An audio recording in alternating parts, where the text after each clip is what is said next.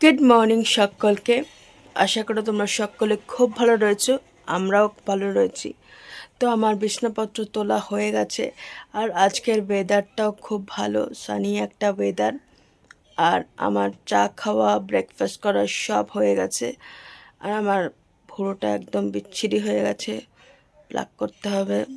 আর ওই দিদিকে ডাকতে হবে, একদিন খবর দিতে হবে যে দিদি এসে ভুঁড় প্লাকটা করিয়ে দিয়ে যাও, কারণ একদম বিচ্ছিরি হয়ে গেছে। তো যাই হোক, এখন একটু দুপুর থেকেই শীত, মানে ভালো ঠান্ডা পড়ে যায় এখন, মানে শীত পড়ে গেল। আমার তো বেশ শীত করে। তো কালকে একটু বিকেলবেলার দিকে বেরিয়েছিলাম, কি করেছি সেটা তোমাদের দেখাবো। আর আজকের দিনটা কিভাবে কাটাচ্ছি সেটাও এই ব্লগে থাকবে। এই মুহূর্তে বাড়িতে কেউ নেই, মা একটু ব্যাংকের কাজে, একটা মেসেজ এসেছিল কালকে রাত্রিবেলায়, ব্যাংকে কোনো সমস্যা হয়েছে, সেই কাজে বেরিয়েছে। আর বাবা তো সকালবেলায় কাজে বেরিয়ে যায়। তো এই মুহূর্তে কেউ বাড়িতে নেই, আমি রয়েছি আর আমার কাকিমার সামনে রয়েছে।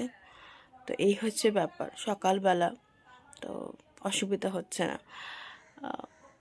ব্যাংকে সমস্যা খুব, কখন ফিরবে কে জানে। তো সকালে চা হয়ে গেছে, এখন চা খাবো। সাথে একটা বিস্কুট দিয়েছে, টোস্ট বিস্কুট, সেটা সাথে রয়েছে। তো এখন চা খাবো, আর ব্রেকফাস্টে রয়েছে স্যান্ডউইচ। তো একদম জমে গেছে। আজকে সকাল সকাল পুজো হয়ে গেছে, আজকে হনুমানজির পুজো।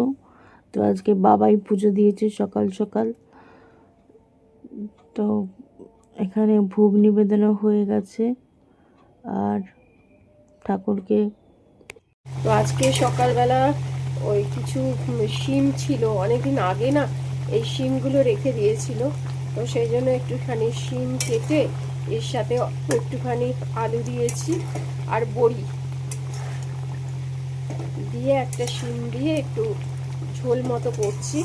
এটা তার মধ্যে এটা হচ্ছে সর্ষে দিয়েছি, এর মধ্যে একটু সর্ষে না দিলে আবার শিমটা ঠিক ভালো লাগে না।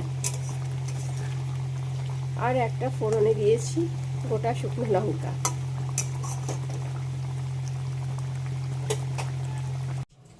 আজকের লাঞ্চ মেনু ভাত, এখানে ডাল, এখানে একটা তরকারি আর চাটনি। তো এখন একটু বেরোচ্ছি, আর আমার তো বেশ ঠান্ডা লাগছে। এই যে শীতের জামা বের করে ফেলেছি। আজকেই মাকে বললাম যে জামা বের করে দাও, আমার খুব শীত করছে। তো মা জামা বের করে দিল, পরে নিয়েছি এখন থেকেই। আমার প্রচণ্ড শীত করে।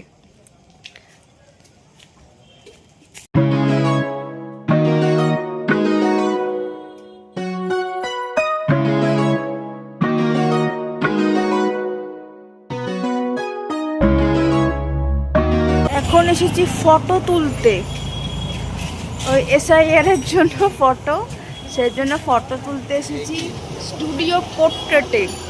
এখানেও ভিড় আছে এখন। এখন বাবা কথা বলছে ফটো তোলা যাবে কিনা, আর রাস্তা ঠিক হচ্ছে। খুব অবস্থা খারাপ রাস্তার আমাদের বাটানগরের। স্টুডিওতে প্রায় বহু বছর পরে গিয়ে ফটো তুললাম। আর তোমার এখন তো মোবাইলেই ফটো তোলা যায় আর কি। আর স্টুডিওর ভিতরে গিয়ে দেখলাম, মানে ছোটোবেলায় যখন ওই স্কুলের জন্য, কলেজের জন্য যেই ছবি তুলতাম, তখনও যেরকম স্টুডিওর গেটআপ ছিল, আমাদের এখানে হয়তো এরকমই রয়েছে। আমি যে স্টুডিওতে গেছিলাম সেরকমই গেটআপটা রয়ে গেছে, যে একটু ডেভেলপড সেরকম নেই। মানে সেই টিউব টিউব ফিট করে আলো ওরকমই রয়ে গেছে, মানে সেট আপের কোনো পরিবর্তন হয়নি। তো সেটাই কালকে দেখলাম, বহু বছর পরে তো গেলাম স্টুডিওতে ফটো তুলতে। কারণ ওই যখন ফটো তুলতাম তখন ওই একটা ফটো থেকেই অনেক ফটো হয় না, কপি বের করা যায়, কিন্তু এই এসআইআরে বলছে রিসেন্ট ফটো চাই।